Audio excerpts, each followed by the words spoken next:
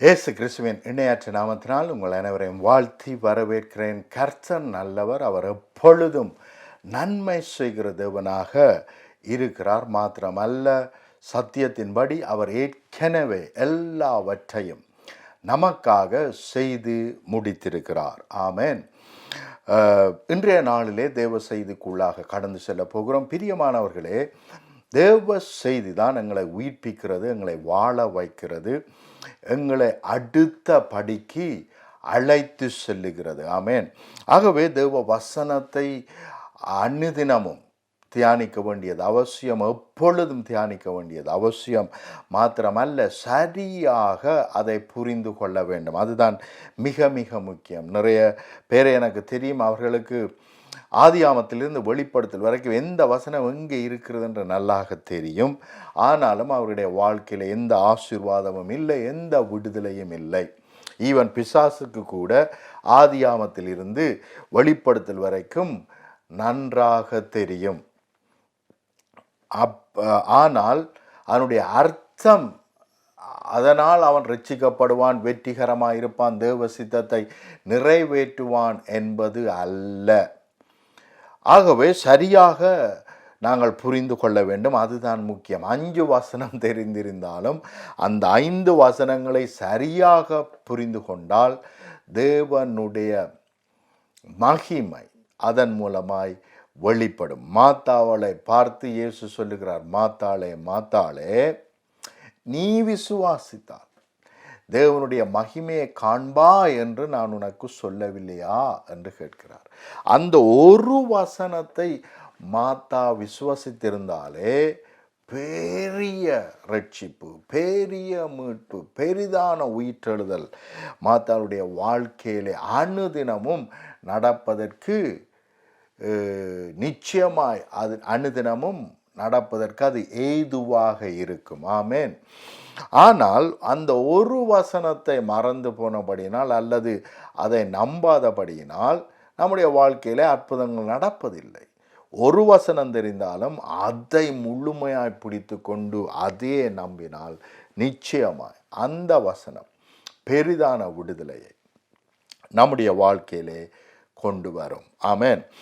இன்றைக்கும் நாங்கள் பார்க்க போகிறோம், உலகம் முழுக்க நாங்கள் கேள்விப்படுகிற காரியங்கள் என்ன என்று சொன்னால், கொரோனா வைரஸ் மூலமாய் இந்த உலகம் முழுவதும் இன்றைக்கு அடைக்கப்பட்டிருக்கிறது. வெளியே போக முடியாதபடிக்கு நாங்கள் எல்லோரும் அடைக்கப்பட்டிருக்கிறோம். மாத்திரமல்ல, எல்லா சூழ்நிலையிலும் என்ன வந்திருக்கிறது? வேலை இல்லாத திண்டாட்டம், எல்லா கம்பெனிகளும் இழுத்து மூடப்பட்டிருக்கிறது. அப்போ எங்கே திரும்பினாலும் பிரச்சனைகள், வேதனைகள், பற்றாக்குறைகள், இதைத்தான் நாங்கள் கேள்விப்படுகிறோம். கவனியுங்கள், இஸ்ரவேல் ஜனங்களும் இப்படிப்பட்ட அழுத்தத்திலே, இப்படிப்பட்ட பிரச்சனைகளிலே, இப்படிப்பட்ட வேதனைகளிலே, துன்பங்களிலே, அவமானங்களிலே, நிந்தைகளிலே இருந்தார்கள். அப்பொழுது தேவன் எப்பேற்பட்ட விடுதலையை அவர்களுக்கு கொடுத்தார், அதை எப்படி கொடுத்தார் என்று நாங்கள் இன்றைய நாளிலே தியானிக்க போகிறோம். அப்படி தியானிப்பதினால்தான் தேவனுடைய திட்டம் என்ன, தேவனுடைய செயல்பாடு என்ன, தேவன் எப்படி அவற்றை வெற்றிகரமாக மாற்றி போட்டார் என்பதையெல்லாம் நாங்கள் பார்க்கும் பொழுது நாங்களும் அதே காரியத்தை நினைத்து ஜெபமாக பேசி அல்லது தீர்க்க தரிசனமாக பேசி நம்மால் பெற்றுக்கொள்ள முடியும். ஆமென். விடுதலையை ஈஸியாக, இலகுவாக பெற்றுக்கொள்ள முடியும். ஆமென். எசேக்கியேல் 36 அதிகாரம் 1 தொடக்கம் 15 வரைக்கும் நீங்கள் வாசிக்கும்படி நான் அன்போடு கேட்டுக்கொள்கிறேன். நேரம் அதிகம் இல்லாதபடினால் நான் 6 15 வரைக்கும் தான் நான் படிக்கப் போகிறேன். ஆனால் அவர்கள் கடந்து சென்ற பிரச்சனைகள் என்ன என்பதை குறித்து ஒரு 9 குறிப்பு நாங்கள் பார்க்க போகிறோம். முதலாவது, enemies have attacked from all direction என்றால் அவர்களுடைய எதிரிகள் எல்லா முனையிலும் இருந்து அவர்களை தாக்குகிறவர்களாக இருந்தார்கள். இன்றைக்கு இந்த உலகம் எல்லா முனையிலும் தாக்கப்பட்டு கொண்டிருக்கிறது. சத்துருவானவன் எல்லா விதத்திலும் என்ன செய்கிறான்? ஜனங்களை தாக்கி கொண்டிருக்கிறான் என்று நாங்கள் பார்க்கிறோம். இது முதலாவது சத்துருவனுடைய கிரிகை. கொரோனா வைரஸ் என்பது ஒரு சத்துருவின் கிரியை என்று கூட புரிந்து கொள்ளாத தேவ பிள்ளைகள் இந்த உலகத்திலே அநேகர் இருக்கிறார்கள். இதை தேவன்தான் அனுப்பியிருக்கிறார் என்று நினைக்கிறவர்கள் அநேகம் இருக்கிறார்கள். ஜனத்தொகையை குறைப்பதற்காக தேவனுடைய ஞானமான திட்டங்கள் இவைகள் என்று அநேகர் அப்படியாகவும் விசுவாசிக்கிறவர்கள் அநேகர் இருக்கிறார்கள்.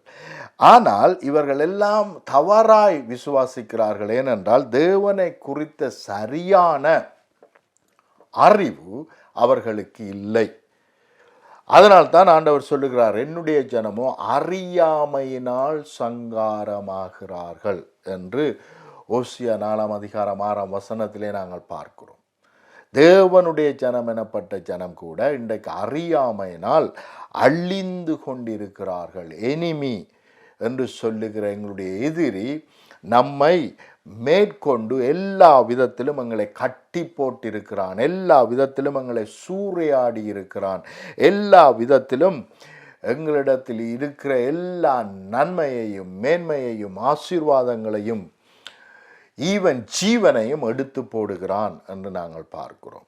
ஆனால் தான் வேதம் தெளிவாக சொல்லுகிறது, திருடன் திருடவும் கொல்லவும் அழிக்கவும் வருகிறான். இதற்காகத்தான் பிசாசு வருகிறான், திருடவும் கொல்லவும் அழிப்பதற்காக. நீங்கள் இந்த உலகத்திலே இப்பொழுது நடந்து கொண்டிருக்கிற எல்லா காரியத்தையும் நீங்கள் பார்ப்பீர்களானால் இந்த 3 கேட்டகரிகளில் தான் இவைகள் அடங்கும்: கொல்லுதல், திருடல், அழித்தல். ஆகவே இவைகள் சத்துருவினிடத்திலிருந்து வருகிறது என்று வேதம் சொல்லுகிறது. இயேசு சொல்லுகிறார், நானோ இவைகளை தர வராமல் இவைகளிலிருந்து மீட்டு உங்களுக்கு ஜீவனை கொடுக்க வந்திருக்கிறேன் என்று இயேசு சொல்லுவதை நாங்கள் யோவான் 10:10 வாசிக்கலாம். ஆகவே கவனிங்கள், எல்லா விதத்திலும் எதிரிகள் கூடி நம்மை தாக்குகிறார்கள் என்று முதலாவது பார்த்தோம். இரண்டாவதாக, making the property of many nation என்று சொன்னால் எங்களுக்கு சொந்தமானவர்களை பிடுங்கி மற்றவர்களுக்கு கொடுப்பது, அல்லது எங்களையே நிறைய பேருக்கு கீழே நம்மை போடுவது, நிறைய அதிகாரிகளுக்கு கீழே நிறைய தேசங்களுக்கு கீழே அடிமைகளாய் எங்களை வைத்திருப்பது. அப்போ இப்படியாக அநேக வேளைகளிலே சத்துரு அநேகரை அடிமைகளாக வைத்திருக்கிறான். அவர்கள் இருக்க வேண்டிய நிலைமை வேறு, இருக்க வேண்டிய பதவிகள் வேறு.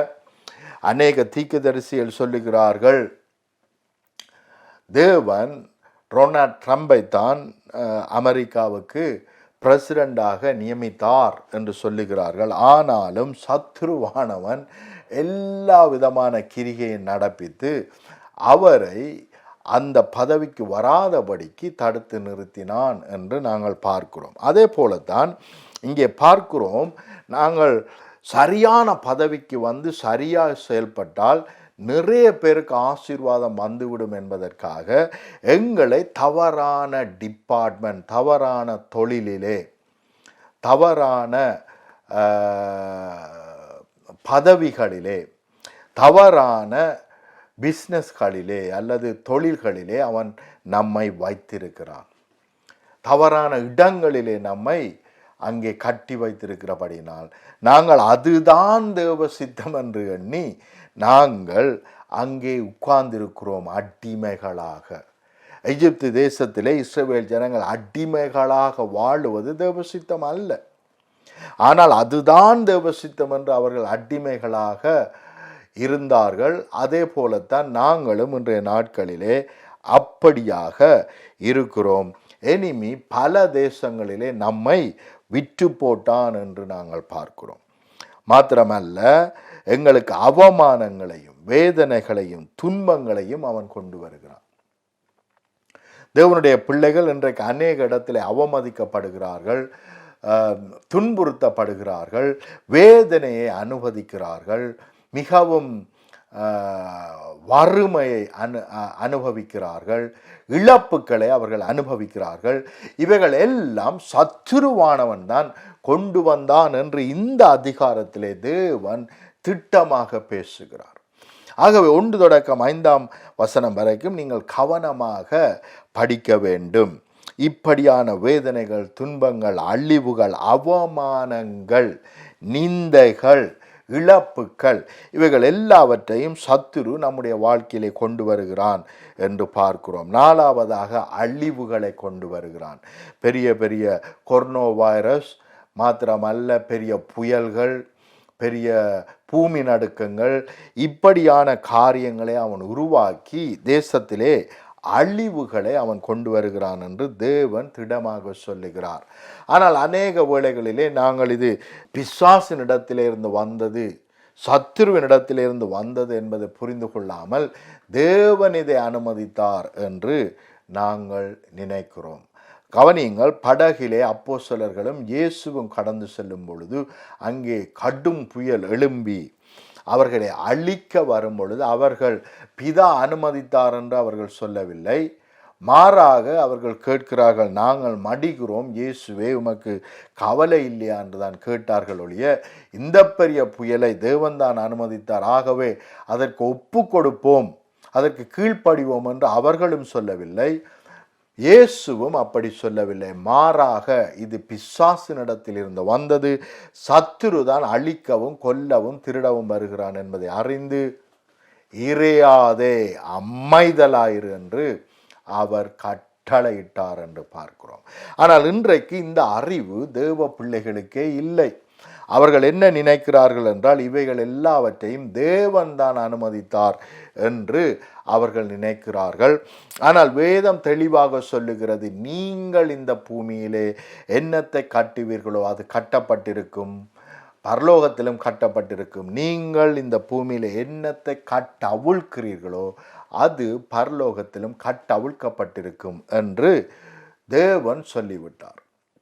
சரியான டிரான்ஸ்லேஷன் இன்னும் விளக்கமாக சொல்லுகிறது. இது என்னென்று சொன்னால், இந்த பூமியிலே நீங்கள் அனுமதிப்பது என்னவோ அது பரலோகமும் அதை அனுமதிக்கும். இந்த பூமியிலே எவற்றையெல்லாம் நீங்கள் அனுமதிக்காது இருக்கிறீர்களோ அதை பரலோகமும் அனுமதிக்காது என்று தான் அந்த வசனம் சொல்லுகிறது. ஆகவே இதை புரிந்து கொள்ளாமல் நாங்கள் பிசாசை கட்டி கொண்டிருக்கிறோம். ஆனால் அநேக காரியங்களை, பிசாசின் கிரியைகளை நாங்கள் அனுமதிக்கிறோம். ஆனால் அனுமதிக்க கூடாது. பிசாசுக்கு எதிர்த்து நில்லுங்கள், அப்பொழுது அவன் உங்களை விட்டு ஓடிப்போவான் என்று நாங்கள் யாக்கோப்பு 4:7 நாங்கள் வாசிக்கிறோம். ஆகவே இவைகள் எல்லாம் மிக மிக மிக முக்கியமானவைகள். பிசாசுக்கு இடம் கொடுக்காதிருங்கள் என்று நாங்கள் எபேசியர் 4:27 வாசிக்கிறோம். ஆகவே பிரியமானவர்களே, மிக மிக முக்கியம். இவைகள் எல்லாம் சத்துருவானவன் நம்முடைய வாழ்க்கையிலே கொண்டு வருகிறான். வேஸ்ட், நிறைய பேர் இன்றைக்கு மணியை வேஸ்ட் பண்ணி இருக்கிறோம், காலங்களை நேரங்களை வேஸ்ட் பண்ணி இருக்கிறோம், ஆப்பர்ச்சுனிட்டிஸை நாங்கள் வேஸ்ட் பண்ணி இருக்கிறோம். ஏனென்று சொன்னால் இவைகள் எல்லாம் தேவன் நமக்கு கொடுத்திருக்கிறார் என்பதை முதலாவது அறியவில்லை. ரெண்டாவது, அதற்கு விரோதமாக தடைகளையும் தாமதங்களையும் பிசாசு தான் கொண்டு வருகிறான் என்பதையும் நாங்கள் புரிந்து கொள்ளவில்லை. அப்ப இதை அறிந்திருந்தால், புரிந்து கொண்டிருந்தால், இவற்றிற்கு விரோதமாக நாங்கள் பேசியிருக்க முடியும். மாறாக இவைகளை நாங்கள் எங்களுடைய வாழ்க்கையில் ஏற்றுக்கொண்டு அதுதான் தேவ சித்தம், தேவ திட்டம் என்று நினைத்தபடியினால் நாங்கள் எல்லாவற்றையும் இழந்து போன தேவ பிள்ளைகளாக, எல்லா விதத்திலும் அழிக்கப்படுகிற, வேதனைக்குள்ளாக, துன்பத்துக்குள்ளாக கடந்து செல்லுகிற தேவ பிள்ளைகளாக நாங்கள் இருக்கிறோம். ஓசியா 4:6 சொன்னபடி, என்னுடைய ஜனங்களோ அறியாமையினால் சங்காரமாகிறார்கள் என்ற வார்த்தையின்படி அறியாமையினால் நாங்கள் எங்களுடைய ரட்சிப்பு, எங்களுடைய மீட்பு, எங்களுடைய சுகம், எங்களுடைய ஆசீர்வாதம் எல்லாவற்றையும் இழந்து கொண்டு இருக்கிறோம். ஏனென்றால் சரியாக நாங்கள் தேவனையும் அவர் செய்து முடித்தவைகளையும் அறிந்து கொள்ளவில்லை, புரிந்து கொள்ளவில்லை. அடுத்ததாக நாங்கள் பார்க்கிறோம், எனிமி எங்களுக்கு சொந்தமாக வேண்டிய எல்லா நன்மைகளையும் அவன் திருடிக்கொண்டான் என்று இந்த வசனங்களிலே பார்க்கிறோம். ஆகவே அவன் திருடுகிறவனாய் இருக்கிறான். அவன் திருடவும் கொல்லவும் அழிக்கவும் வருகிறான் என்று பார்த்தோம். அப்போ ஒரு காரியம் எங்களிடத்திலிருந்து திருடிக் கொள்வது. அப்போ அநேக காரியங்களை நாங்கள் இழந்து காணப்படுகிறோம். பணத்தை இழந்து காணப்படுகிறோம், பதவிகளை இழந்து காணப்படுகிறோம், அவமானங்கள். இன்னொரு சத்துருடைய பெரிதான ஒரு தந்திரம் அவமானத்தை கொண்டு வருவது. தேவ ஊழியக்காரர்களுக்கு அவமானத்தை கொண்டு வருகிறது. அப்போ தேவனுடைய பிள்ளைகளுக்கு அவமானத்தை கொண்டு வருகிறது. மாத்திரமல்ல, அவருடைய நேம், அவருடைய நல்ல சாட்சியை கெடுப்பது. இவைகள் எல்லாம் பிசாசின் கிரிகைகளாய் இருக்கிறது. நீங்கள் முதலாம் எசேக்கியேல் 36 அதிகாரம் 1ஆம் வசனத்திலிருந்து 5ஆம் வசனம் வரைக்கும் வாசிப்பீர்களானால் எப்பேற்பட்ட அழிவுகள், எப்பேற்பட்ட தீன்மைகள் எல்லாம் இஸ்ரவேல் ஜனங்களை மேற்கொண்டு இருக்கிறது. அவமானங்கள், நிந்தைகள், வேதனைகள், துன்பங்கள், இவைகள் எல்லாம் அவர்களை மேற்கொண்டிருக்கிறது. சிதறடிக்கப்படுதல் என்பதெல்லாம் சத்துருவானவனுடைய திட்டங்களும் தீர்மானங்களுமாய் இருக்கிறது. மாத்திரமல்ல, உங்களுடைய நாமத்தை ஒரு தேசத்தில் மாத்திரமல்ல பல தேசங்களிடையே உங்களுடைய பெயர்களை கெடுப்பது, தவறாக உங்களை குறித்து பிரச்சாரம் பண்ணி தவறான காரியங்களை போய் சொல்லி உங்களுடைய நாமங்களை இல்லாமல் பண்ணுவது என்பது ஒரு பிசாசுனுடைய பெரிய தந்திரமாய் இருக்கிறது. அப்போ இந்த சூழ்நிலையிலே தேவன் என்ன செய்ய விரும்புகிறார்? இப்பேற்பட்ட பிரச்சனைகளிலே தேவன் இவைகள் எல்லாவற்றிலும் நாங்கள் கடந்து செல்லும் பொழுது இவைகள் தேவனுக்கு சித்தம், ஆகவே இதன்படியாக நீங்கள் நடந்து கொள்ளுங்கள் அல்லது கடந்து செல்லுங்கள் என்று சொன்னாரா? அல்லது அவருடைய உண்மையான திட்டம் என்ன, நோக்கம் என்ன, அவருடைய எண்ணம் என்ன, அவர் செய்து முடித்தது என்ன, இவற்றையெல்லாம் மேற்கொள்ளும்படிக்கு அவர் எங்களிடத்திலிருந்து எதிர்பார்க்கிறது என்ன என்பதையெல்லாம் நாங்கள் அறிந்து கொள்வோமானால், புரிந்து கொள்வோமானால் நிச்சயமாக நாங்கள் ஜெய கிறிஸ்துக்களாய், ஜெய கிறிஸ்தவர்களாய் எங்களால் நிச்சயமாய் வாழ முடியும். ஆமென். 6ஆம் வசனத்திலிருந்து எசேக்கியேல் 36ஆம் அதிகாரம் 6ஆம் வசனத்திலிருந்து நான் வாசிக்கிறேன். ஆகையினால் நீ இஸ்ரவேல் தேசத்தை குறித்து தீர்க்க தரிசனம் உரை. அப்போ இவ்வளவு பிரச்சனைகள் அவர்களை சூழ்ந்திருக்கிறது. நிந்தைகள், அவமானங்கள், துன்பங்கள், பற்றாக்குறைகள், வேதனைகள், தடைகள், தாமதங்கள், நோய்கள், நொடிகள், இப்படி பலவிதமான காரியங்கள் அவர்களை மேற்கொண்டிருக்கிறது. இவைகள் எல்லாம் பிசாசினால் அவர்களுக்கு வந்திருக்கிறது. ஆனால் தேவன் என்ன சொல்லுகிறார் என்றால், தீர்க்க தரிசன முறை, உபவாசமிரு, அவர்ஸ் கணக்காய் உபவாசம் இருந்து ஜெபி என்று அவர் சொல்லவில்லை. ஜெபம் என்றாலே தீர்க்க தரிசனம் உரைப்பதுதான் என்பதை குறித்து நான் பேசி வருகிறேன். ஆகவே நீங்கள் என்னத்தை எல்லாம் விசுவாசித்து பேசுகிறீர்களோ அதுதான் ஜெபம் என்று பல செய்திகளை நான் கொடுத்திருக்கிறேன். பல விதத்திலே அதை நிரூபித்து நான் காண்பித்தும் இருக்கிறேன். ஆகவே பிரியமானவர்களே, யூடியூப்புக்கு போய் பிரைம் மினிஸ்ட்ரி என்று சொல்லி நீங்கள் டைப் செய்வீர்களானால் அங்கே பலவிதமான செய்திகள் உண்டு. ஆகவே அவற்றை பாருங்கள். அங்கே primeministries.org என்று நீங்கள் இணையதளத்துக்கு போவீர்களானால் தமிழ் டெலிவிஷன் 24 மணி நேரமும் இருக்கிறது, ஆங்கில டெலிவிஷன் 24 மணி நேரமும் இருக்கிறது. ஆகவே அங்கே போய் இவைகளை கற்றுக்கொள்ளுங்கள், மிகவும் அவசியம். வருத்தப்பட்டு பாரம் சுமக்கிறவர்களே என்னிடத்தில் வாருங்கள் என்று மாத்திரம் இயேசு சொல்லாமல் என்னிடத்தில் கற்றுக்கொள்ளுங்கள் என்று அவர் சொல்லுகிறார். அவரிடத்தில் கற்றுக்கொள்வதன் மூலமாய், அந்த கற்றுக்கொண்டவைகளை அப்பியாசப்படுத்துவதன் மூலமாய்த்தான் நாங்கள் இளைப்பாறுதலுக்குள் பிரவேசிக்க முடியும். வருத்தப்பட்டு பாரம் சுமக்கிறவர்களே என்னிடத்தில் வாருங்கள், நான் உங்களுக்கு இளைப்பாறுதல் தருவேன் என்று சொல்லி கொண்டிருப்பது நமக்கு இளைப்பாறுதலை தராது. இன்றைக்கு நிறைய பேர் அந்த வசனத்தையே திருப்பி திருப்பி திருப்பி திருப்பி சொல்லி கொண்டிருப்பதனால் அவர்களுக்கு இளைப்பாறுதல் வரவில்லை. மாறாக அதற்கு கீழே எழுதப்பட்டிருக்கிறது, என்னிடத்தில் கற்றுக்கொள்ளுங்கள். நாங்கள் பார்த்தோம், அறியாமையினால் நாங்கள் சங்காரமாகிறோம். அப்ப இயேசு கிறிஸ்துவிடத்திலே கற்றுக்கொள்வதன் மூலமாய் வருத்தப்பட்டு பாரம் சுமக்கிற எங்களுடைய வாழ்க்கையிலிருந்து விடுதலையாகி இலகுவான லேசான வாழ்க்கைக்குள்ளாய் நாங்கள் பிரவேசிப்போம். ஆமென். அதுதான் தேவ திட்டம், தேவ சித்தம்.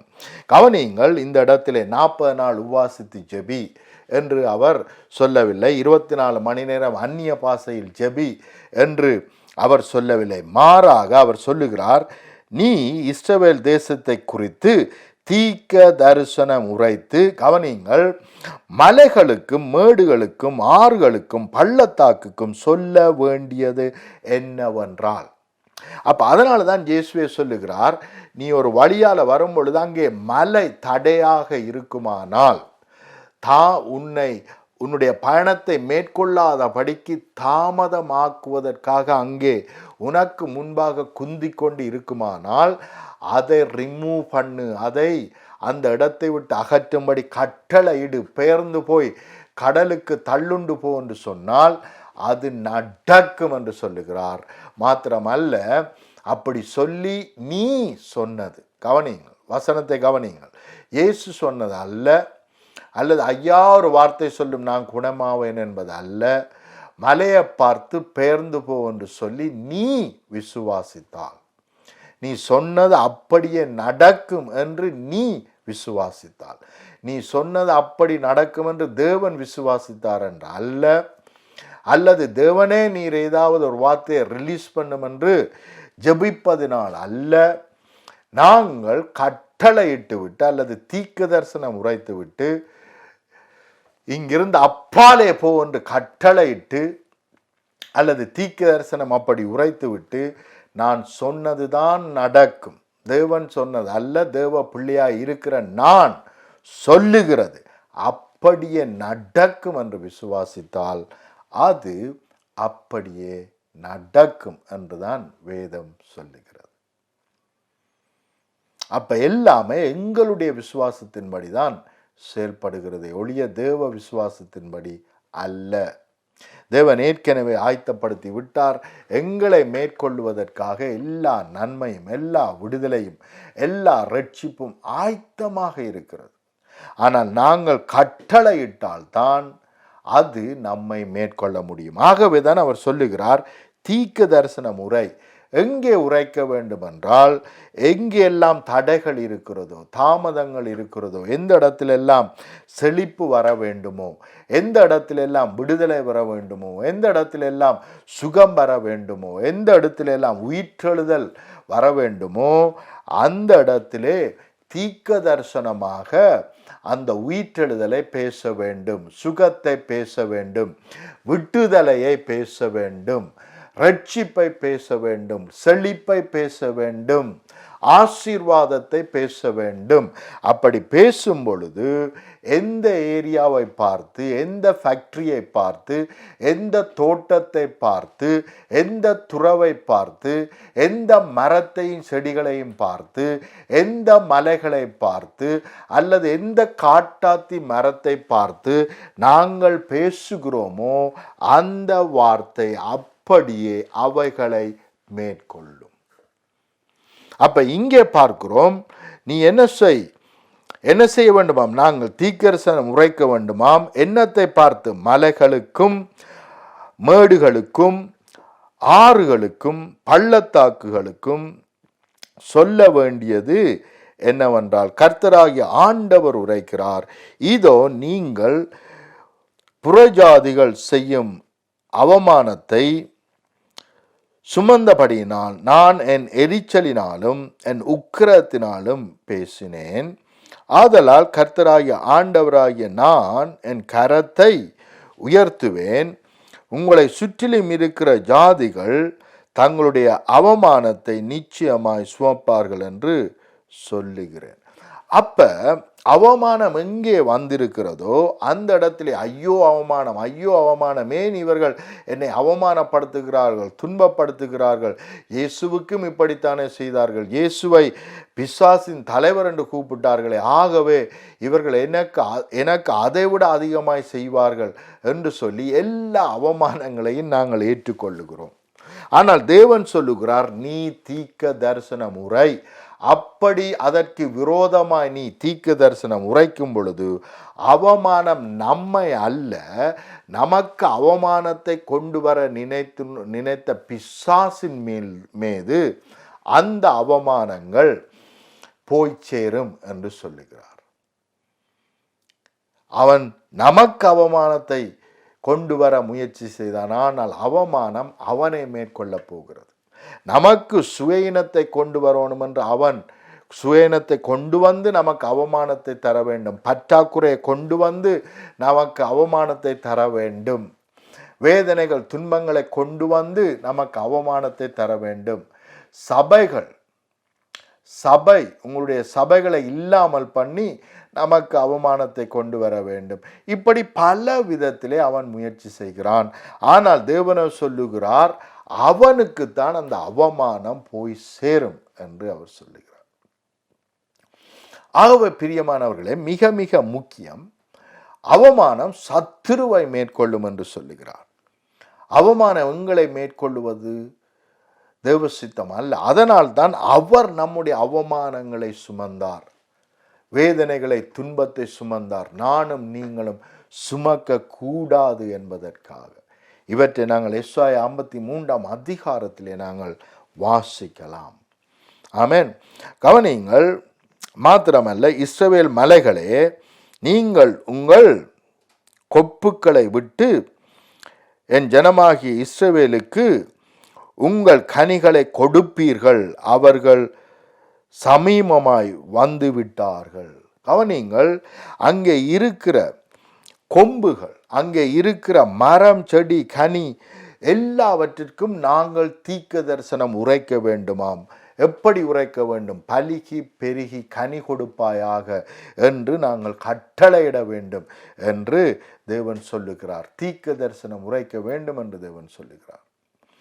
நான் சிறு வயது உள்ளவனாக இருக்கும் பொழுது என்னுடைய தாயார், நாங்கள் அந்த நாட்களிலே ரட்சிக்கப்பட்டு தேவனை அறிந்து வாழுகிற நாட்களிலே என்னுடைய தாயார் அங்கிருந்த பிலாமரம் கனி கொடுப்பதில்லை என்று சொல்லி அங்கே சொன்னார்கள்.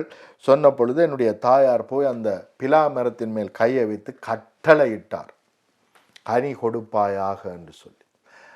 அதற்கு பிறகு பல சீசன் வந்த பொழுது அந்த பிலாமரம் நினைக்க முடியாத அளவுக்கு கனி கொடுத்திருந்தது. ஏனென்றால் என்னுடைய தாயார் தீர்க்க தரிசனம் உரைத்தார், கனி கொடுப்பாயாக என்று சொல்லி. அதைத்தான் இயேசு நமக்கு கற்றுக் கொடுக்கிறார். இனிமேல் கனி கொடுக்காதிருப்பதாக என்று சொன்ன உடனேயே அந்த மரம் பட்டு போயிட்டு, அதே மரத்தை பார்த்து இனி பல்லாயிரங்களுக்கு கனி கொடுப்பாயாக என்று நாங்கள் கட்டளையிட்டால் அவைகள் அப்படியே நடக்கும் என்று தேவன் சொல்லுகிறார், நமக்கு கற்றுக் கொடுத்திருக்கிறார். இங்கே பார்க்கிறோம், என்ன செய்யட்டாம்? கனிகள், செடிகள் எல்லாவற்றிற்கும் கனி கொடுக்கும்படி தீர்க்க தரிசனம் உரை என்று தேவன் சொல்லுகிறார். நீங்கள் உங்கள் கொப்புக்களை விட்டு என் ஜனமாகிய இஸ்ரவேலுக்கு விட்டு என்று சொன்னால் வளர்ந்து கொப்புக்களை எல்லாம் நீங்கள் என்ன செய்யுங்கள்? கொப்புக்களை எல்லாம் உருவாக்கி இன்னும் பலுகி பெருகுங்கள் என்று ஆங்கிலத்தில் சொல்லப்பட்டிருக்கிறது. அதே காரியங்களை இங்கே கொப்புகளோடு மட்டும் நிறுத்திவிட்டார்கள். ஆனால் ஆங்கிலத்திலே பலுகி பெருகுங்கள், ப்ரொடியூஸ் அண்ட் பி ஃப்ரூட்ஃபுல் என்று இருக்கிறது. ஆகவே பலுகி பெருகி கனி கொடுங்கள் என்ற வசனம்தான் அங்கே எழுதப்பட்டிருக்கிறது ஆங்கிலத்திலே. என் ஜனமாகிய இஸ்ரவேலுக்கு உங்கள் கனிகளை கொடுப்பீர்கள். அப்ப கனி கொடுக்காத மரத்தை பார்த்து தீர்க்க தரிசன முறை, கொடுக்கையிலே ஆண்டவரே, கொடுக்கையிலே ஆண்டவரே, ஏதாவது செய்யும் ஆண்டவரே என்று சொல்லாமல் கொடுப்பாயாக என்று உனக்கு கட்டளை இடுகிறேன் என்று தீர்க்க தரிசனம் உரை என்று தேவன் சொல்லுகிறார். இன்றைக்கு உங்களுடைய வாழ்க்கையில் எந்த ஏரியாவிலே உங்களுக்கு ஆசீர்வாதம் வேண்டுமோ அந்த ஏரியாவிலே நீங்கள் சொல்ல வேண்டியது பலுகி பெருகுவாயாக, கனி கொடுப்பாயாக, சுகஹீனமாக இருந்தால் சுகமுண்டாயிருப்பதாக, தடைகள் தாமதங்கள் இருந்தால் தடையை உடைத்து போடுகிற தேவன் நமக்கு எல்லா தடைகளையும் உடைத்து முன் செல்லுகிற கிறிஸ்துவாய் இருக்கிறபடினால் தடையே வெளியேறு, இனிமேல் நமக்கு தடை இல்லை, நாங்கள் முன்னேறி செல்லுவோம், நாங்கள் இன்னும் அதிகமாய் பலுகி பெருகுவோம், எங்களுக்கு தடை இல்லை என்று தீர்க்க தரிசனம் உரையுங்கள். ஆமென்.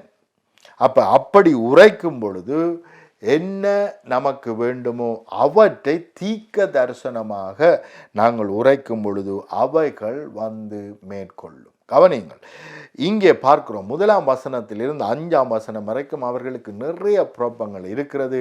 அந்த புரோப்பலத்தில் இருந்து எப்படி அவர்கள் மேற்கொள்ள முடியும், விடுதலையை பெற்றுக்கொள்ள முடியும் என்கின்ற ரகசியத்தை தேவன் இங்கே சொல்லிக் கொடுக்கிறார். அந்த ரகசியம் என்ன? தீர்க்க தரிசனம் உரைப்பது. சரியாக உரைக்க வேண்டும், தவறான காரியத்தை பேசக்கூடாது. ஜெபத்திலே தவறான காரியத்தை பேசிக்கொண்டிருக்கிறோம். ஜெபத்திலே தீர்க்க தரிசனம் உரைப்பது தான் ஜெபம். எங்களுடைய பிரச்சனையை ஜெபத்திலே பேசக்கூடாது. ஆனால் பிரச்சனைக்கு வேண்டிய பதில், வெற்றி, விடுதலை அதைத்தான் பேச வேண்டும் என்பதுதான் தேவ திட்டம், தேவ சித்தம். அதைத்தான் தேவன் உருவாக்கி இருக்கிறார். அவர் சொல்லுகிறார், உலகத்தில் உங்களுக்கு உபத்திரவம் உண்டு. அப்போ உலகத்திலே பல விதத்திலே பிசாசு உங்களுக்கு உபத்திரவம் தருவான் என்றதை சொல்லிவிட்டு அவர் சொல்லுகிறார், ஆனாலும் என்றால் உங்களுக்கு ஏற்கனவே நான் பல இடங்களிலே சொல்லியிருக்கிறேன். ஆனாலும் என்று சொன்னால் பழைய சொல்லப்பட்ட செய்தி இனிமேல் எங்களுக்கு சொந்தம் அல்ல. இனிமேல் சொல்லப்படுகிற செய்தி தான் நமக்கு சொந்தம். நான் ஒரு விதத்திலே உங்களை பார்த்து நான் நாளைக்கு உங்களோட வீட்டுக்கு வருகிறேன் என்று சொல்லியிருந்தேன், ஆனாலும் என்று சொன்னாலே அது கேன்சல் ஆகி விட்டதுன்ற அர்த்தம். இனிமேல் நான் என்ன சொல்ல போகிறோனோ அதுதான் என்ன செய்ய போகிறது, செயல்பட போகிறது என்று அர்த்தம். ஆனாலும் என்னால் நாளைக்கு வர முடியாது, இன்னும் ஒரு வாரத்திலே வருகிறேன் என்று நான் சொல்லலாம். ஆனாலும் நான் சொன்ன 6 மணிக்கு என்னால் வர முடியாது, ஆனால் 10 மணிக்கு நான் வருகிறேன் என்று சொல்லலாம். அப்போ ஆனாலும் என்ற ஒரு வசனம் வந்தாலே முன்னாடி சொல்லப்பட்ட செய்தி தடை செய்யப்பட்டு விட்டது, ரத்து செய்யப்பட்டது என்று அர்த்தம். அப்போ உலகத்தில் உங்களுக்கு உபத்திரவம் உண்டு, ஆனாலும் என்று சொன்ன உடனேயே பழைய செய்தி ரத்து செய்யப்பட்டு விட்டது, புதிய செய்தி தான் என்னையும் உங்களை மேற்கொள்ள போகிறது. அந்த செய்தி என்ன? ஆனாலும் திடம் கொள்ளுங்கள், நான் உலகத்தை ஜெயித்தேன். அப்ப கிறிஸ்து ஜெயத்தை நமக்கு கொடுத்திருக்கிறார். அப்ப அவர் நமக்கு கொடுத்த ஜெயத்தை நாங்கள் பேச வேண்டுமே ஒழிய நாங்கள் உலகத்தில் உபத்திரம் இருக்கிறது, உலகத்தில் உபத்திரம் இருக்கிறது, ஐயோ இயேசு சொன்னார் என்று உபத்திரவத்தை ஏற்றுக்கொள்ளக்கூடாது, உபத்திரவத்தை தியானிக்கக்கூடாது, உபத்திரவத்தை பேசக்கூடாது. தீர்க்க தரிசனம் என்றாலே நமக்கு என்ன வெற்றி வேண்டுமோ, என்ன விடுதலை வேண்டுமோ, என்ன சுகம் வேண்டுமோ, என்ன பாதுகாப்பு வேண்டுமோ, எப்பேற்பட்ட ஆப்பர்ச்சுனிட்டிஸ் நமக்கு வேண்டுமோ அதை பேசுவதுதான் தீர்க்க தரிசனம். அப்ப தீர்க்க தரிசனமாய் உரைக்கும்படி தேவன் சொல்லுகிறார். இங்கே பார்க்கிறோம் 7ஆம் வசனம், ஆகையால் கர்த்தராகிய ஆண்டவராய் இருக்கிற நான் என் கரத்தை உயர்த்துவேன், உங்களை சுற்றிலும் இருக்கிற ஜாதிகள் தங்களுடைய அவமானத்தை நிச்சயமாய் சுமப்பார்கள் என்று சொல்லுகிறேன். ஏனென்றால் அவர்கள் மூலமாய்த்தான் அவமானம் இந்த இஸ்ரவேல் ஜனங்களுக்கு வந்தது. ஆனால் இப்பொழுதோ தேவன் எந்த ஜனத்தையும் குற்றப்படுத்தவில்லை, அவர்களை நோக்கி பார்க்கவில்லை. ஆனால் மாறாக அதற்கு பின்னாலே கிரியை செய்கிற சத்துருவானவனுக்கு தான் அவமானம் போய் சேருகிறது. 8வது வசனத்திலே நாங்கள் பார்க்கிறோம், இஸ்ரவேல் மலைகளே, கவனிங்கள், மலைகளுக்கு பேசுங்கள், உங்களுடைய ஆஃபீஸை பார்த்து பேசுங்கள், உங்களுடைய சுயஈனத்தை பார்த்து பேசுங்கள். உங்களுடைய குறைவுகளை பார்த்து நிறைவுண்டாயிருப்பதாக என்று பேசுங்கள். உங்களுடைய தோல்விகளை பார்த்து வெற்றி உண்டாயிருப்பதாக என்று தீர்க்க தரிசனம் உரையுங்கள். இங்கே இஸ்ரவேல் ஜனங்கள், மலைகளே, நீங்கள் உங்கள் கொம்புகளை விட்டு என் ஜனமாகிய இஸ்ரவேலுக்கு உங்கள் கனிகளை கொடுப்பீர்கள். கொம்புகளை விட்டு என்றால் கொம்புகளை அகற்றி அல்ல, கொம்புகளை என்றால் என்ன, கிளைகளை உருவாக்கி அதன் மூலமாய் கனிகளை கொடுங்கள் என்றுதான் இங்கே சொல்லுகிறார். உங்கள் கொம்புகளை விட்டு என் ஜனமாகிய இஸ்ரவேலுக்கு உங்கள் கனிகளை கொடுப்பீர்கள், அவர்கள் சமீபமாய் வந்து விட்டார்கள். கவனியுங்கள், எப்படி கட்டளையிடுகிறார். மரங்களுக்கு, செடிகளுக்கு, மலைகளுக்கு கட்டளையிடுங்கள், தீர்க்க தரிசனம் உரையுங்கள் என்று அவர் சொல்லுகிறார். இதோ நான் உங்கள் பட்சத்திலிருந்து உங்களை கண்ணோக்குவேன், நீங்கள் பண்படுத்தப்பட்டு விதைக்கப்படுவீர்கள். கவனியுங்கள், அப்ப ஆண்டவர் சொல்லுகிறார், நான் உங்கள் பட்சத்தில் இருக்கிறேன், ஆசீர்வாதத்தை பெற்றுக்கொள்ளும்படிக்கு உங்களை நான் தயார்படுத்தி இருக்கிறேன், அல்லது உங்களுக்காக எல்லாவற்றையும் ஆயத்தப்படுத்தி இருக்கிறேன். ஆமென். நீங்கள் பலுகி பெருகுவீர்கள் என்றுதான் தேவன் சொல்லுகிறார். அப்படியாக தீர்க்க தரிசனம் உரைக்கும்படி தேவன் இங்கே நம்மிடத்தில் கேட்கிறார்.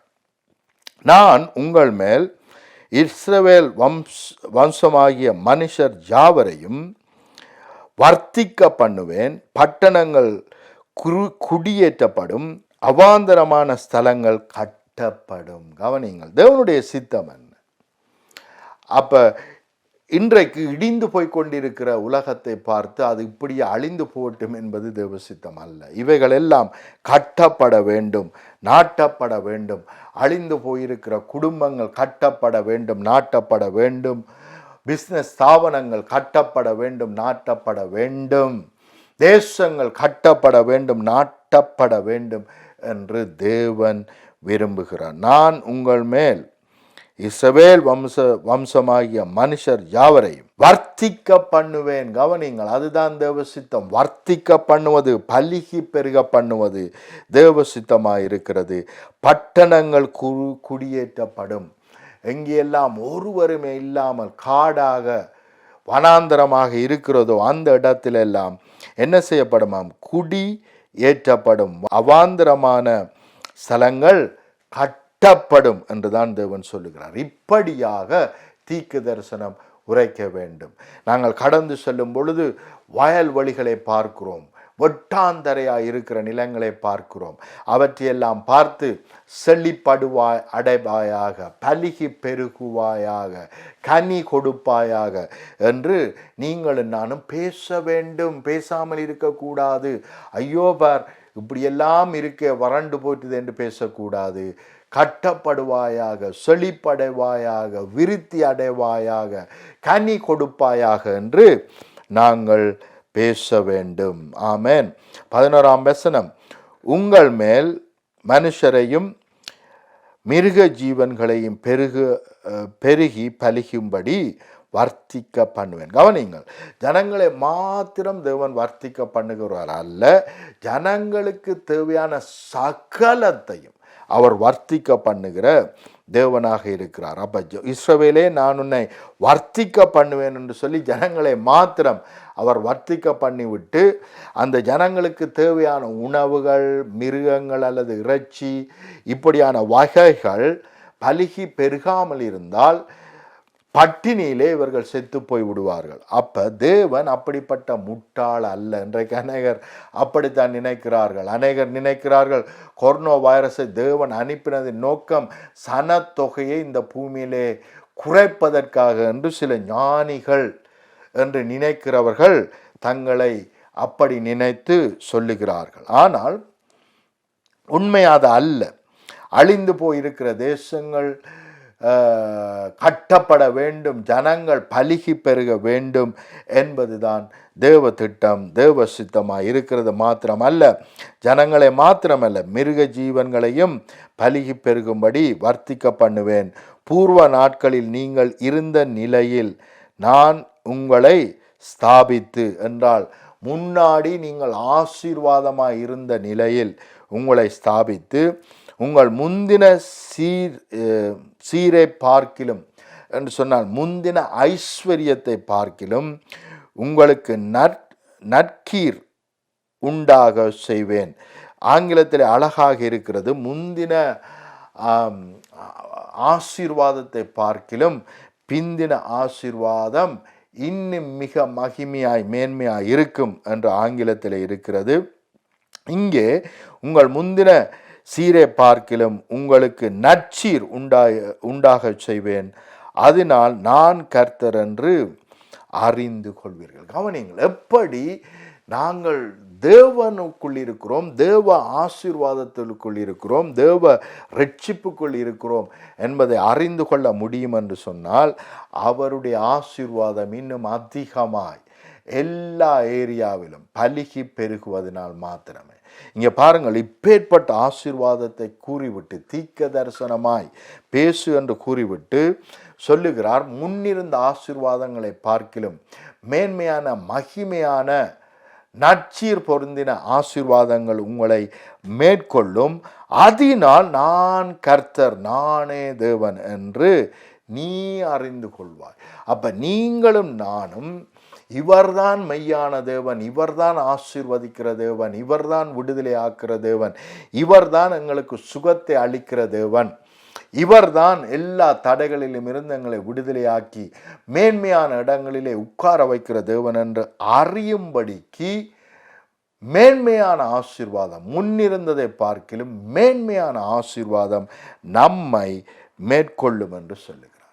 அப்ப மேன்மையான ஆசீர்வாதம் நம்மை மேற்கொள்ள வேண்டும் என்பதே தேவ திட்டம், தேவ சித்தமாக இருக்கிறது. ஆமென்.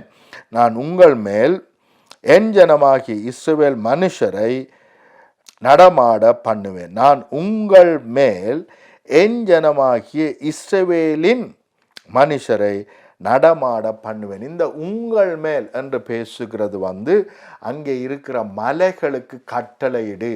மலைகளை பார்த்து உங்கள் மேல் என் ஜனமாகி இஸ்ரவேல் மனுஷரை நடமாட பண்ணுவேன், அவர்கள் உன்னை கையாளுவார்கள், அவர்களுக்கு சுதந்திரமாயிருப்பாய், நீ இனிமேல் அவர்களை சாக கொடுப்பதில்லை. கவனிங்கள், மலைக்கு கட்டளையிடட்டாம் என்னென்று, என்னுடைய ஜனம் இஸ்ரவேல் ஜனம் அங்கே குடிகொள்ளும், நீ அந்த ஜனங்களுக்கு ஆசீர்வாதமாய் இருப்பாய், அந்த ஜனங்களுக்கு செடிகளை பிறப்பிப்பாய், கனிகளை பிறப்பிப்பாய், அந்த ஜனங்களை ஆசீர்வாதமாய் வைத்திருப்பாய், ஒருவரையும் நீ சாகடிக்க மாட்டாய், ஒருவரும் சாவதில்லை என்று தேவன் அந்த மலைகளுக்கு கட்டளையிடும்படி சொல்லுகிறார். அப்ப தேசங்களிலே புயல்கள், வேதனைகள், ஈவன் என்ன வந்தால், அங்கே போர் வந்தால் ஐயோ போர் வருகிறது என்று சொல்லாமல் அந்த தேசத்துக்கு கட்டளையிட்டாம் என்னண்டு, நீ ஒரு பொழுதும் ஒருவனையும் சாகடிப்பதில்லை, ஒருவனும் சாகிறதில்லை என்று நாங்கள் தீர்க்க தரிசனம் உரைக்க வேண்டுமாம். அதுதான் ஜெபம், கட்டளையிட வேண்டுமாம். ஆமென். கர்த்தராகிய ஆண்டவர் சொல்லுகிறது என்னவென்றால், ஜனங்கள் உன்னை பார்த்து நீ மனுஷரை பட்சிக்கிற தேசம் என்றும் நீ உன் ஜனங்களை சாக கொடுக்கிற தேசம் என்றும் சொல்லுகிறபடியினால் நீ இனிமேல் மனுஷரை பட்சிப்பதில்லை. பாருங்க, அந்த உலகத்தினுடைய ஸ்டேட்மெண்ட் என்ன சொல்லுதுண்டா, அந்த மலைகளுக்கு இருக்கிற பெயர் என்னென்று சொன்னால், கர்த்தராகிய ஆண்டவர் சொல்லுகிறது என்னவென்றால், ஜனங்கள் உன்னை பார்த்து, அங்கே சுற்றி இருக்கிற மலைகளை பார்த்து நீ மனுஷரை பட்சிக்கிற தேசம் என்றும், அந்த மலைகளுக்கு என்ன பெயர் கொடுக்கப்பட்டிருக்கிறது, நீ ஜனங்களை பட்சிக்கிற தேசம் என்றும் நீ உன் ஜனங்களை சாக கொடுக்கிற தேசம் என்றும் சொல்லுகிறபடியினால், இப்படி சொல்லிட்டு இருக்கிறாய், அதுதான் நடந்து கொண்டிருக்குது. ஆனால் நான் உனக்கு தீர்க்க தரிசனம் உரைக்கிறேன். என்னுடைய ஜனங்கள் உனக்கு தீர்க்க தரிசனம் உரைக்கிறார்கள். என்ன உரைக்கிறார்கள்? நீ இனிமேல் மனுஷரை பட்சிப்பதில்லை, இனிமேல் உன் ஜனங்களை சாக கொடுப்பதில்லை என்று கர்த்தராகிய ஆண்டவர் சொல்லுகிறார் என்று தீர்க்க தரிசனம் உரை என்று தேவன் சொல்லுகிறார். அல்லேலூயா. கவனிங்கள், அது மாத்திரமல்ல, நான் இனிமேல் ஜாதிகள் செய்யும் அவமானத்தை உன்னிடத்திலே கேட்க பண்ணுவதும் இல்லை, நீ ஜனங்களின் நிந்தையை இனிமேல் சுமப்பதும் இல்லை. இனிமேல் உங்களுக்கு அவமானம் வருகிறதில்லை, இழப்புக்கள் வருகிறதில்லை, வேதனைகள் துன்பங்கள் வருகிறதில்லை என்று தீர்க்க தரிசனம் உரையுங்கள் என்று சொல்லுகிறார். தேவனுடைய ஆசீர்வாதம் என்னை மேற்கொண்டிருக்கிறபடினால் எனக்கு நோய் இல்லை, நொடி இல்லை, சாபம் இல்லை, குறைவில்லை, பலவீனம் இல்லை. ஆமென். பாதுகாப்பினால் நிறையப்பட்டிருக்கிறேன். நான் போயிலும் ஆசீர்வதிக்கப்பட்டிருக்கிறேன், வருகையிலும் ஆசீர்வதிக்கப்பட்டிருக்கிறேன். நான் கையிட்டு செய்கிறது எல்லாம் ஆசீர்வாதமாய் மாறும் என்று சொல்லி நாங்கள் தீர்க்க தரிசனம் உரைக்க வேண்டும். அவமானம் இல்லை, நிந்தை இல்லை என்று நாங்கள் தீர்க்க தரிசனம் உரைக்க வேண்டும். நான் இனிமேல் புறஜாதிகள் செய்யும் அவமானத்தை உன்னிடத்திலே கேட்க பண்ணுவதில்லை. எங்களால் தேவன் நாங்கள் தவறான செய்திகளை கேட்க அனுமதிக்க மாட்டாராம் என்று சொல்லுகிறார். நீ ஜனங்களின் நிந்தையை இனிமேல் சுமப்பதில்லை. இனிமேல் நாங்கள் நிந்தைகளை சுமப்பதில்லை. நீ இனிமேல் என் ஜாதிகளை சாக கொடுப்பதில்லை. இவைகள் எல்லாம் நாங்கள் என்னத்தை பார்த்து பேசுகிறோம்? மலைகளை பார்த்து பேசுகிறோம். நீ மலையே, தேசமே, சபையே, நீ இனிமேல் எனக்கு நிந்தையை கொண்டு வருகிறதில்லை, அவமானத்தை கொண்டு வருகிறதில்லை. ஆமென். நீ இனிமேல் என் ஜாதிகளை சாக கொடுப்பது இல்லை என்று கர்த்தராகிய ஆண்டவர் உரைக்கிறார் என்று சொல் என்றார். கவனி. ஆமென். பிரியமானவர்களே, எந்த சூழ்நிலையிலும் தேவனுடைய ஆசீர்வாதத்தை பேசுங்கள், விடுதலையை பேசுங்கள், சுகத்தை பேசுங்கள், பாதுகாப்பை பேசுங்கள். ஆமென். அவருடைய சமாதானத்தை, சந்தோஷத்தை பேசுங்கள். அப்பொழுது அவைகள் நம்மை வந்து மேற்கொள்ளும் என்று சொல்லுகிறார். இன்றைக்கு தேசங்கள் எல்லாம் இன்றைக்கு மூடப்பட்டு மிகவும் வேதனையான இடத்திலே இருக்கிறது. இன்றைக்கு தேசங்கள் இன்னும் பயத்திலே இருக்கிறது. ஏனென்று சொன்னால் இனிமேல் இதை விட பயங்கரமான வைரஸுகள் வரலாம். நிறைய தேசங்கள் இதை கற்றுக்கொண்டு உருவாக்கி இதை தேசங்களை அழிப்பதற்காக பயன்படுத்தலாம். ஆகவே என்ன செய்ய போகிறோம் என்று கலங்கி கொண்டிருக்கிறார்கள். இதை விட பயங்கரங்கள் வரப்போகிறது என்று தேவன் வெளிப்படுத்தி இருக்கிறார். ஆனால் நானும் நீங்களும் பயங்கரத்தை குறித்து பேசாமல் என்னத்தை பேச வேண்டும்? பாதுகாப்பை பேச வேண்டும். ஆமென். இனிமேல் தேசமே, நீ ஒருவரையும் சாக கொடுப்பதில்லை என்று தேசங்களை பார்த்து பேச வேண்டும். அப்படி பேசும் பொழுது நீங்கள் தீர்க்க தரிசனமாய் பேசின எந்த வார்த்தையாக இருந்தாலும் அது நிச்சயமாய் மேற்கொண்டு உங்களை, உங்களுடைய கிராமங்களை, உங்களுடைய பட்டணங்களை, உங்களுடைய தேசங்களை அது விடுதலை ஆக்கி பலுகி பெருக பண்ணும். ஆமென். ஜெபம் பண்ணுவோம். அன்பின் பிதாவே, இந்த வேளைக்காக உமக்கு நன்றி. உம்முடைய பிள்ளைகள் ஒவ்வொருவரும் தீர்க்க தரிசனம் உரைக்கிறவர்களாக மாறுவார்களாக. எல்லா ஏரியாவையும் பார்த்து தீர்க்க தரிசனம் உரைக்கிறவர்களாய் இவர்கள் மாறுவார்களாக. இவர்கள் பிரச்சனையை பேசாமல் அந்த பிரச்சனைக்கு தேவையான விடுதலையை பேசுவார்களாக, சுகத்தை பேசுவார்களாக, ஆசீர்வாதத்தை பேசுவார்களாக, ரட்சிப்பை பேசுவார்களாக, பாதுகாப்பை பேசுவார்களாக, ஜீவனை பேசுவார்களாக, மேன்மையையும் மகிமையையும் விடுதலையையும் அற்புதங்களையும் அடையாளங்களையும் பேசுவார்களாக. இவர்கள் எதிர்பார்க்கிற அற்புதங்கள், அடையாளங்கள், சுகங்கள், விடுதலைகள் இவர்களை மேற்கொள்ளுவதாக, ஆசீர்வாதம் மேற்கொள்ளுவதாக, முன்னிருப்பதை பார்க்கிலும் பல மடங்காய் ஆசீர்வதிக்கப்பட்டு உயர்த்தப்பட்டிருப்பதாக, எல்லாவற்றிற்கும் மேலாக உம்முடைய மெய்யான ரட்சிப்பு இவர்களை மேற்கொண்டு எல்லா ஏரியாவிலும் இவர்களை செழிப்படைய செய்வதாக சர்வ வல்லமை உள்ள இயேசுவின் நாமத்தினால் ஆமென், ஆமென், ஆமென்.